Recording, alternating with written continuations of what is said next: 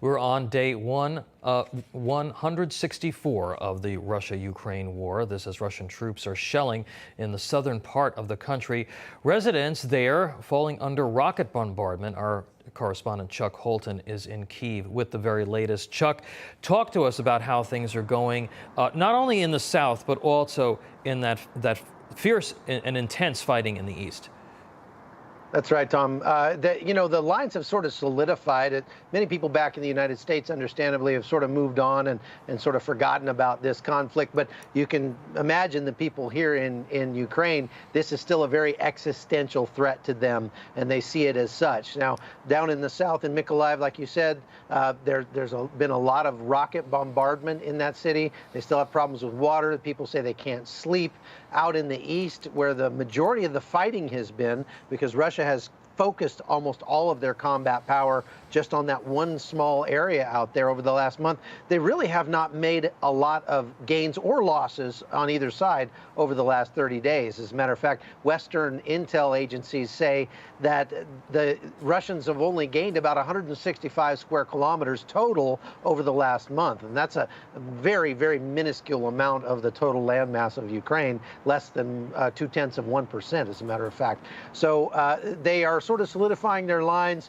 These new HIMARS and the ammunition that they've been getting from the West has been assisting the Ukrainians in pushing the Russians out of some areas and really starting to soften them up in the south near Mykolaiv for an expected counterattack that could kick off at any moment. Yeah, we keep on hearing that this is going to enter into a much more offensive phase on the part of the Ukrainians, and that we're kind of waiting for that to happen. Do you think that we're going to see that soon? And do they have, in your view, do they have enough of the HIMARS and these more advanced weapon systems to be able to effectively prosecute that kind of an offensive? Well, they certainly don't think they have enough of them. They keep asking for more, and they've got only 16 of those units and only about 12 of them that are actually online and in the battlefield right now. Keep in mind, the United States built over 500 of those. We could easily have given them 100 of them if we'd wanted to. But it almost seems like the Pentagon is just testing American equipment against Russian technology, because that's never really happened in the recent past. And what it's showing is that American technology is far and away better than the Russian technology that it goes up against on the battlefield. Because with only 12 of those units, the Ukrainians are doing a very good job at hitting very important strategic areas like bridges and ammunition depots deep behind Russian lines inside occupied areas of Ukraine.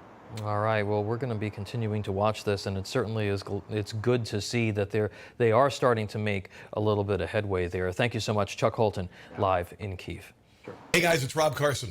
With inflation at its highest level in 40 years and interest rates skyrocketing, your retirement plans are in danger. Well, our friends at American Hartford Gold can help show you how to protect your savings and retirement accounts by diversifying your portfolio with physical gold and silver. Yeah. If you call them right now, they have a special offer. They will give you a free gold coin on your first qualifying order. So don't wait. Call now. Here's the number: 866-935-4309. That's 866-935-4309, or text Newsmax to 65532. That's Newsmax to 65532. Thank you.